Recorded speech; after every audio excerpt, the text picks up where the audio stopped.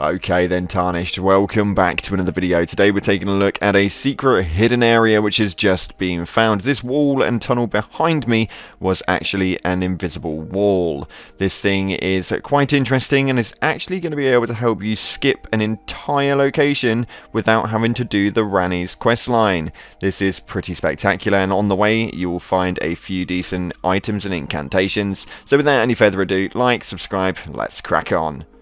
Now, we're going to be heading over to this location right here in the capital. We're going to need to be heading directly underneath. So, follow the route that we take right here, and this is going to take you on a bit of a journey. Now, I must warn you, before you start this route, this is going to be a bit of a nightmare. And as you can see, you are going to find random incantations and stuff along the way. I don't want to make too much of a big deal out of them, although you will see them as and when they come across. But this is a maze and a half down here. Now, if you have already made sure that the capital is under sand, then this may not be the exact same guide, and I am trying to finish this New Game Plus so that I can get you the guide for this version of it, but this is going to take you to a very, very difficult spot indeed. So please be wary, there are some hard-hitting ads down here, and it's going to be a bit of a juggle with a lot of parkour. Now, this is going to be an area directly underground, and in this point right here, you want to make sure you crouch. There is a very strong ad in this room, and it will hurt you if it hits you. Go over to the lever and pull this lever as so, and it's going to open the gate directly in front of you. From there, we are going to want to make our way forward. This is going to be, again, like I state, these big archway tunnels are going to be a bit of a nightmare. You can see all that ads at the bottom. They are pretty damn large. But we're going to want to make our way past these bad boys and keep running through. We're going to head all the way past these and head on down to the left-hand side and fall down the gap. Now, this is where it gets interesting, as there is going to be a bit of a pipe work thing right here.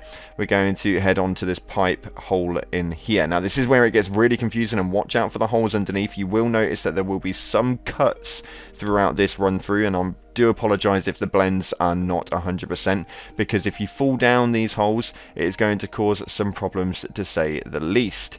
Now, we're going to take you all the way through this, and I don't want to ramble on as we do get through here, because it's going to be a bit of a nightmare. So make sure you watch it carefully, follow the route that we take, and then what you want to do is, if you obviously get stuck, rewind it back and just follow it as and when you need to. And we'll see you guys once we get out of these pain in the ass tunnels and areas.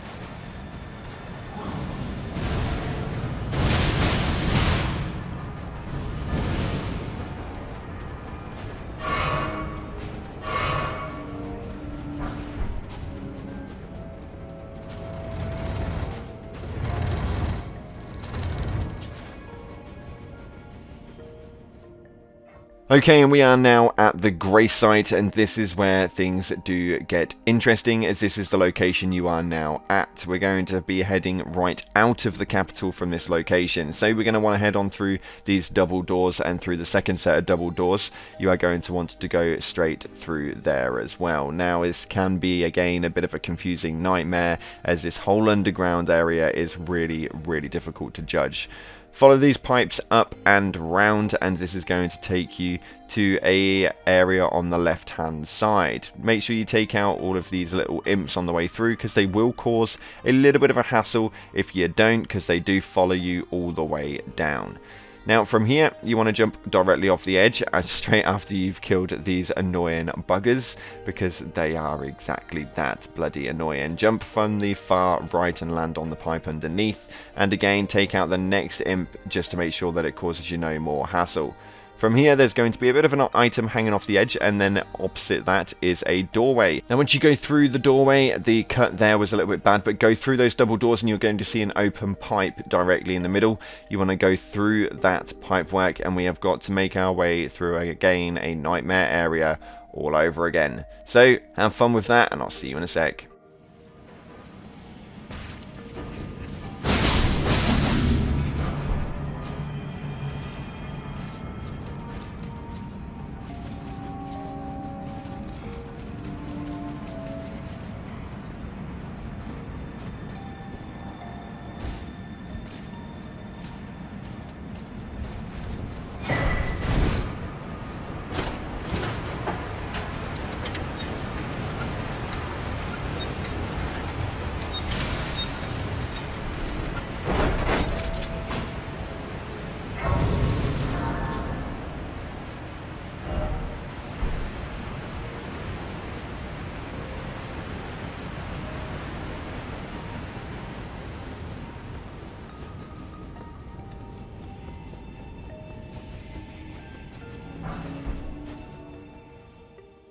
Okay, so once you get to this part here, we have got Mog again. This is the second rendition of Mog, and he can be a bit of a pain in the rear end. As we all know, he does do quite a lot of blood damage, so make sure that you are careful. Me, myself, I'm midway through builds at the moment, and I don't really have much of an identity on this character.